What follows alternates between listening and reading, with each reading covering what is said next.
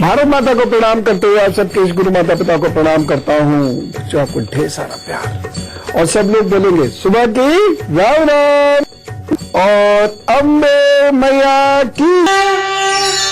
अनेक लोगों का ये प्रश्न आया है खाने से संबंधित। बाप रे बाप, हम हर तरफ खाने के लिए नहीं लड़ रहे आजकल, लेकिन यहां तो लोग बड़े अच्छे प्रश्न कर रहे हैं। कितना खाएं, कैसे खाएं, कब ना खाएं, क्या ना खाएं, आदि आदि। तो देखिए, मैंने आपको सिंघाड़े और कुट्टू के बारे में तो बताया था, तो मैं आज आपको व्रत में अन्य जो वस्तुएं आप प्रयोग कर सकते हैं उसके बारे में बताने जा रहा हूं। समझ लीजिए, व्रत में दिन ब दिन कुछ ना कुछ खाते रहने से परहेज करना चाहिए। देखिए, मैंने आपको सिंघाड़े और कुट्टू के बारे में तो बताया था, तो मैं आज आपको व्रत में अन्य जो वस्तुएं आप प्रयोग कर सकते हैं उसके बारे में बताने जा रहा हूं। समझ लीजिए, व्रत में दिन ब दिन कुछ ना कुछ खाते रहने से परहेज करना चाहिए। ये सबसे महत्वपूर्ण है, क्योंकि ऐसा लोग सोचते हैं यार अभी ब्रेड अंदर जाके कूद नहीं रही, पराठे नहीं बोले आज, तो भूखे रह गए हम। और उसके एवज में ये पता नहीं कि एक की जगह वो 5 पराठे खाए हुए हैं, मतलब 5 पराठे के बराबर कुछ खाए बैठे हैं, लेकिन लगता ऐसा है कि कुछ खाया नहीं। आज क्या खाया भाई? 250 ग्राम सेब खाया और बस आधा किलो चिप्स खाए हमने और 2-3 कटोरी खीर, बाकी कुछ खा नहीं पाया, भूख से लग रही। ऐसा होता है ना। बहुत से लोग तो उपवास ही इसलिए रखते हैं कि बहुत अच्छा और खूब सारा सुस्वाद भोजन कर सके, परंतु उपवास संयम सिखाता है, इसलिए उपवास में बहुत अधिक नहीं खाना चाहिए, लेकिन 3 घंटे में एक बार हल्का सा कुछ टोंगना जिसे कहते हैं, हल्का सा कुछ खा लेना वह जरूर करना चाहिए, क्योंकि उपवास का आधार है शरीर को स्वस्थ रखना। डाइट की अनियमितता की वजह से अक्सर व्रत के दौरान बहुत सारी कमजोरियां होने लगती हैं, या ज्यादा खाने के या जल्दी खाने की वजह से गैस्ट्रिक समस्याओं का भी, या बहुत गैप हो जाने की वजह से भी गैस्ट्रिक समस्याओं की प्रॉब्लम हो सकती है। व्रत में खाए जाने वाले कुछ खास भोज्य पदार्थ हैं, जैसे साबूदाना। साबूदाने में कार्बोहाइड्रेट होते हैं, भरपूर मात्रा में होते हैं, फैट्स कम होते हैं, इसके सेवन से शरीर में तुरंत ऊर्जा मिलती है। बहुत सारे लोग साबूदाना नहीं खाते और उसकी सही वजह है क्योंकि साबूदाना बनाया बहुत गंदी तरीके से जाता है, इसलिए इसका प्रयोग वो लोग उपवास में नहीं करते, और मैं सहमत भी हूं उससे। तो अगर कोई आपकी एकदम जानकारी में सही जगह है जहां से आपको साबूदाना मिल पाता हो, शुद्ध साबूदाना, तब तो ठीक है, अन्यथा इसे अवॉइड करें। व्रत के दौरान लंबे समय तक भोजन ना करने से शरीर को कैलोरीज की जरूरत पड़ती है, जिसके लिए कार्बोहाइड्रेट से भरपूर साबूदाना खाने से शरीर ताकतवर होता है। साबूदाने में कार्बोहाइड्रेट्स करीब 87 ग्राम होते हैं 100 ग्राम में, कैलोरीज होती है 351, फैट 0.2 और प्रोटीन भी 0.2। इसलिए जब आप फलाहार बनाएं तो साबूदाने का प्रयोग कर सकते हैं। इसको दूध के साथ, आलू के साथ, मूंगफली के साथ मिलाकर बना सकते हैं। मीठा भी और नमकीन भी, खिचड़ी की तरह भी आप इसका प्रयोग कर सकते हैं। शरीर में ये आपके कभी भी तत्वों की कमी को कम नहीं होने देगा, जो शरीर को स्वस्थ रखने के लिए आवश्यक है। लेकिन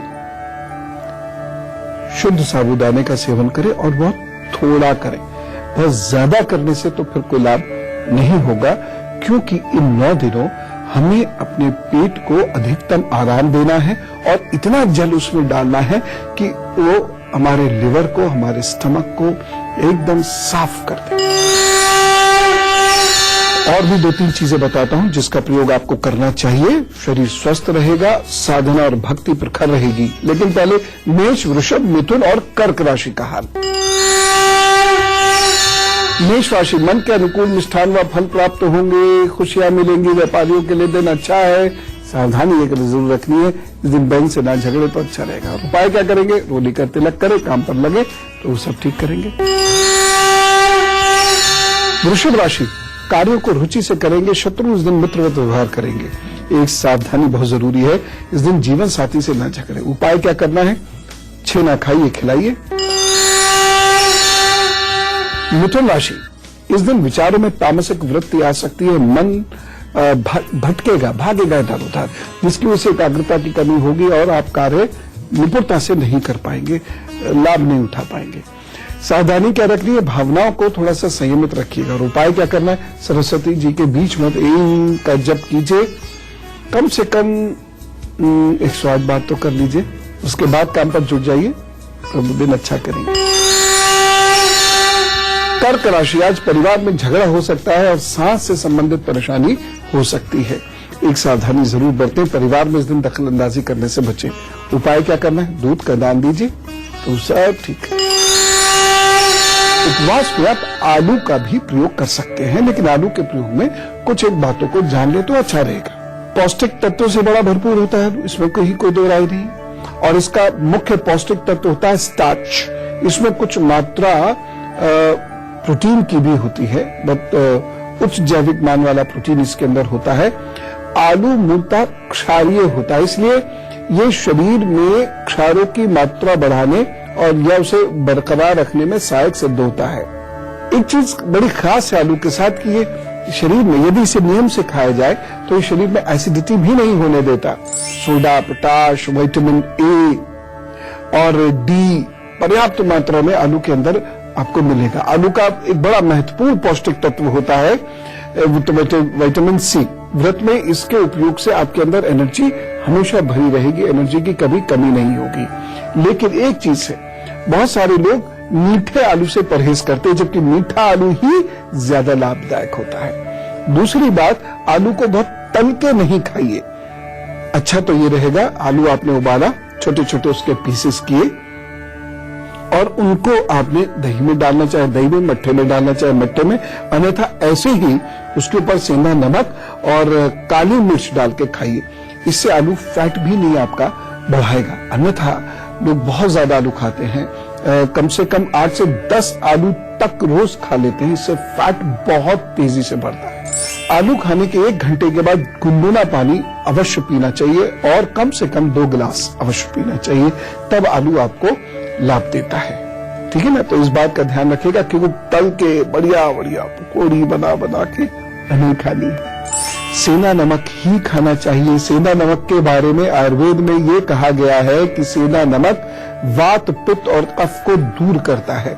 यह पाचन में बड़ा सहायक होता है और साथ ही साथ इसमें पोटेशियम और मैग्नीशियम की मात्रा बड़ी अच्छी होती है, जो हृदय के लिए लाभकारी होता है। इसकी शुद्धता और इन्हीं गुणों के कारण ही इसका उपयोग उपवास के भोजन में होता है। मैं तो वैसे भी यही सब लोगों को सलाह देता हूं कि सामान्य जीवन में भी सेंधा नमक ही खाया करें। या लाहौरी नमक भी इसको कहते हैं, या पहाड़ी नमक भी इसको कहते हैं। मैंने इस पर पूरा एपिसोड किया था, आप लोगों को याद होगा शायद। सेंधा नमक ही खाना चाहिए, परंतु महंगा होता है ना, इसकी वजह से ये ज्यादा नहीं खाया जाता, केवल उपवास में खाया जाता है। ऐसी दही है, दही में प्रचुर मात्रा में कैल्शियम होता है, पोटेशियम होता है, ये सब जानते ही हैं। ये पाचन क्रिया को दुरुस्त रखता है, ये मन को शांत करता है। पोटेशियम होता है, मन को शांत करेगा, हृदय को अच्छा करेगा। लेकिन एक चीज मैं यहां कहूंगा, मौसम बदल रहा है, रात में दही खाने से बचें और यदि खाने की इच्छा है तो खाएं, लेकिन उसको अच्छे से छौंक लें। कैसे? आप जीरा, जरा सी अजवाइन यदि आप प्रयोग करते हो तो जीरा एक कलचुल जिसको कहते हैं ना, उसमें डाल लीजिए और उसको गैस पे हल्के हल्के हल्के हल्के हल्के हल्के गर्म करते रहिए। जब वो जीरा भुन जाए पूरा, तो उसको तुरंत जिस बर्तन में रखा हो दही, उसमें खुट से कर दीजिए, चुर सी आवाज आएगी, उसमें धुआं उड़ेगा इधर उधर। आप उसे चलाते रहिए, तो ऐसा पतला भी दही हो जाएगा और फिर उसको खाइए।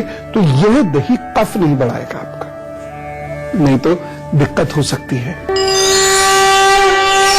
और भी 2-3 चीजें बताता हूं, लेकिन सिंह, कन्या, तुला, वृश्चिक का हाल जान लीजिए। उपवास जरूर रखना है।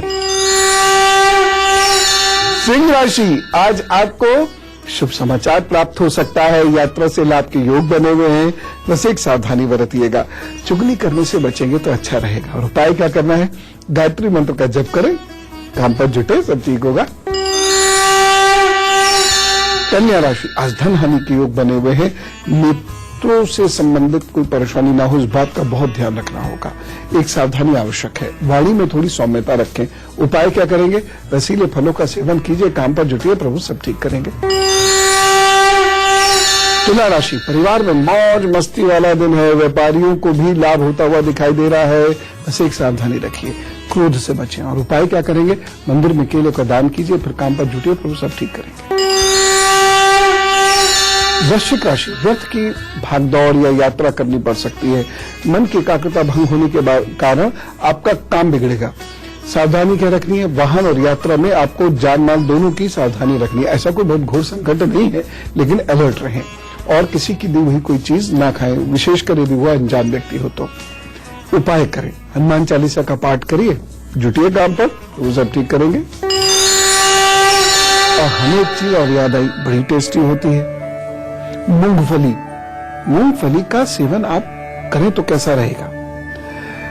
व्रत के दौरान जिन लोगों को बाहर भी जाना होता है, काम करना होता है, वो मूंगफली ले जाएं। मूंगफली इसलिए भी बड़ी अच्छी होती है कि जिन लोगों को बाहर जाना होता है, काम करना होता है, उनको बहुत लाभ देती है।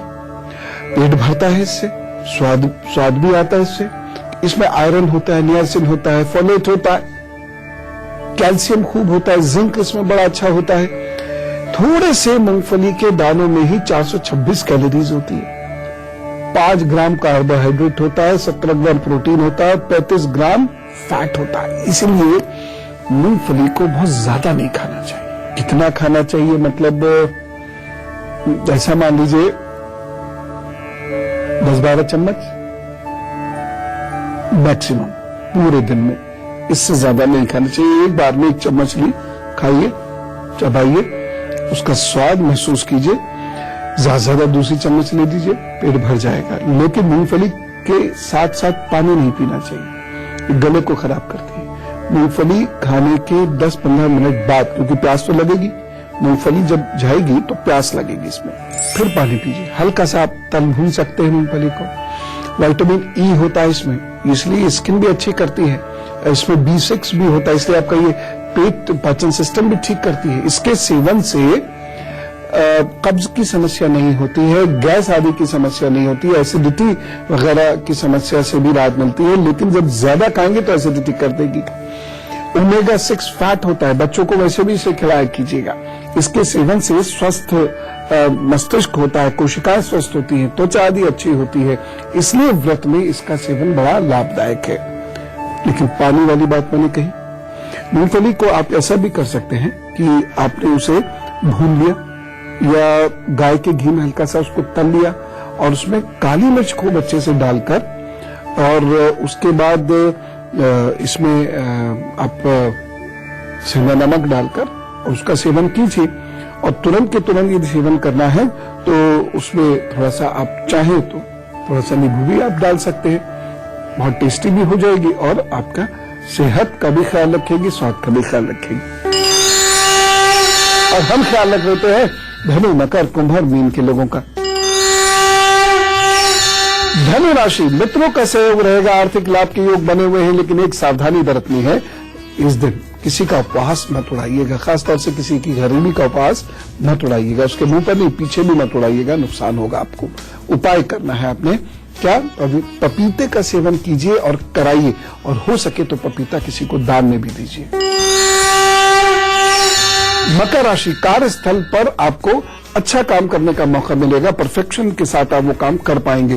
प्रतिष्ठा की वृद्धि होने के योग हैं। बस एक सावधानी, इस दिन मर्यादाओं से बाहर मत जाइएगा, नहीं तो बहुत परेशान होना पड़ सकता है। उपाय क्या करें?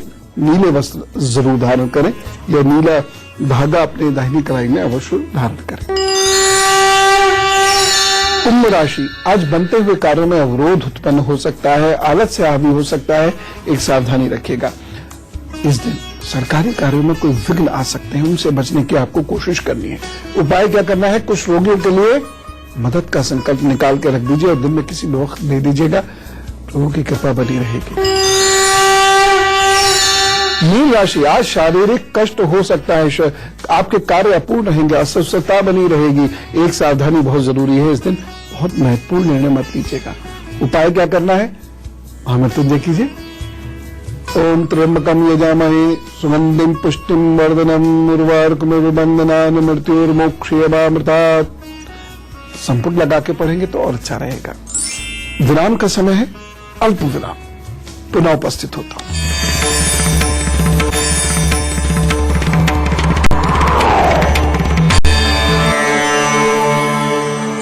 स्वागत है विराम के बाद। अब हमें से कुछ लोगों का है जन्मदिन, तो उनको कैसे विश करेंगे?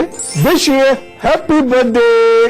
तो जिनका भी जन्मदिन है, जन्मदिन की बहुत सारी शुभकामनाएं। और ये रहा आपके 12 महीनों का हाल।